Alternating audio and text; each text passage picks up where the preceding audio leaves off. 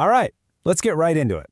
Today, we're deconstructing a massive social media firestorm that all started with a single post from Donald Trump, a post that was deleted almost as fast as it went up. It's a pretty wild story involving conflicting explanations, a public clash with the Pope, and some international reactions that you just have to see to believe.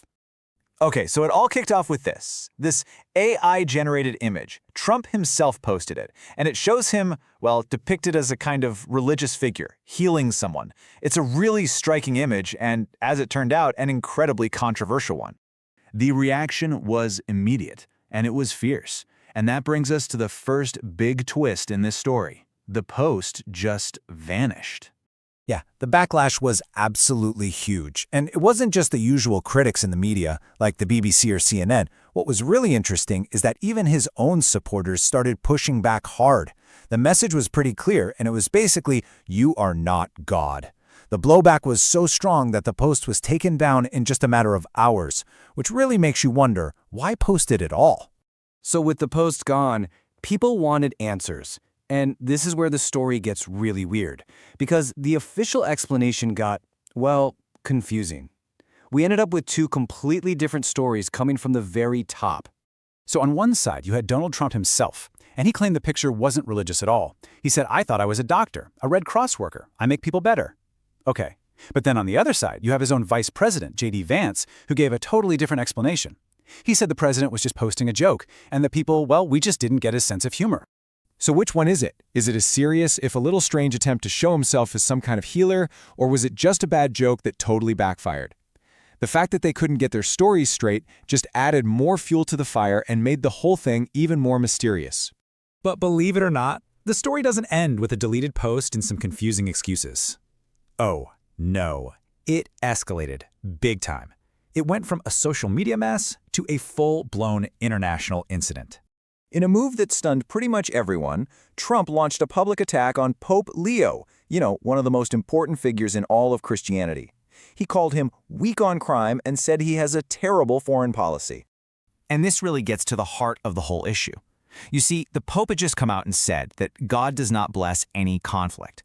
This was a clear shot at the ongoing war with Iran, a war that Trump had been trying to frame in very religious, almost divine terms. The Pope's statement completely undercut that narrative.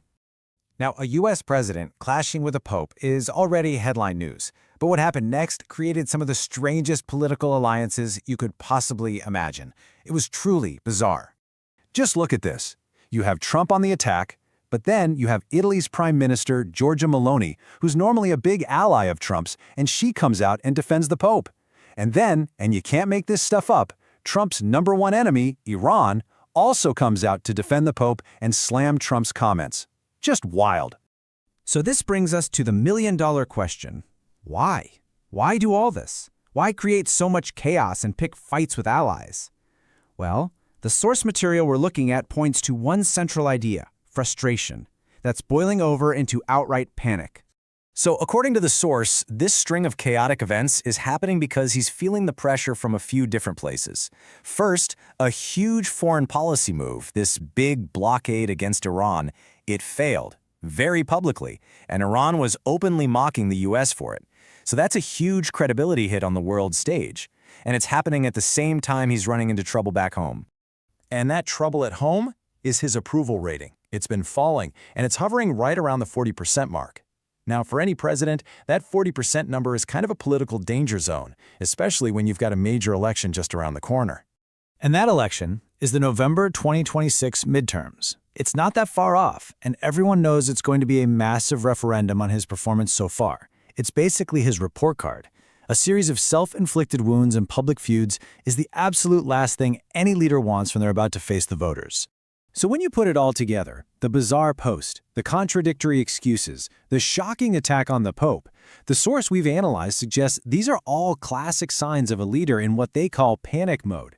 They argue these are the actions of someone lashing out because they feel like they're losing control. So I'll leave you with this final thought.